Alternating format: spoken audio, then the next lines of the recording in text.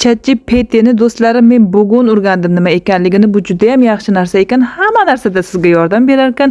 Mana shu narsa Play Marketdan ko'chirib olasiz. Juda ham oddiy, sodda, asosiysi bepul. Men o'zim internetga unaqa yaxshi tushunmaganim uchun oldin bundan hech ham foydalanib ko'rmaganman. Mana buni ko'chirib oldim va kirib yozamiz. Masalan, assalomu alaykum deb mana yozaman hozir men. Siz ham xohlagan savolingizni berib javob olishingiz mumkin ekan. Mana assalomu alaykum. Qandaysiz? Bugun sizga qanday yordam bera olaman? Yulduz deb yozyapti. Men xohlagan savolimni berishim mumkin ekan. Nima? Narx-navolarmi? Nima haqida bo'lsa ham farqi yo'q. Qonun qoidalarigacha bilar ekan. Bu hamma narsani so'rab chiqdim o'zi ham men. Undan keyin men yozdimki, bugun sizlarga tushuntirish uchun, oddiygina, soddagina qilib tushuntirib berish uchun men bundan mana shunaqa savol so'radim do'stlarim. Men 70 kiloman.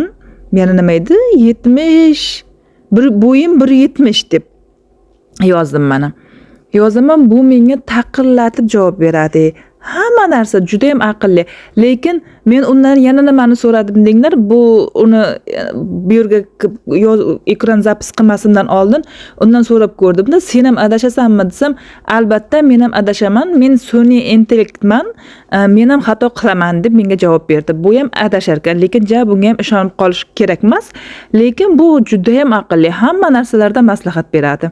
Mana menga bo'yim 1.70 bo'lsa nimalar qilish kerak, qanday qilib ozish kerak, hammasini yozib berdi. Xohlasang, men senga haftalik aniq ovqat rejalarini tuzib beraman, mashq rejasini tuzib beraman deb mana oxirida javob berdi.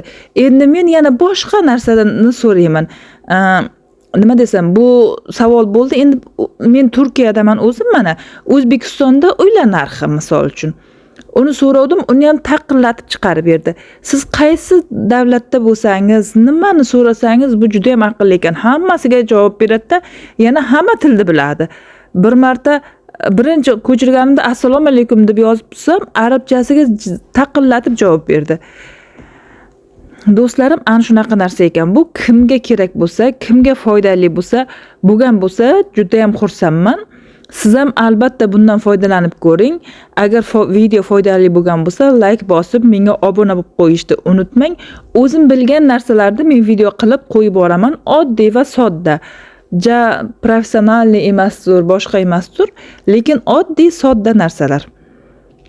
Mana bu endi men yana biror nimani so'ramoqchiman. Endi boshqa narsa. Meni mana allergiyam bor deb yozdim. Mana allergiyam bor. Nima? Dori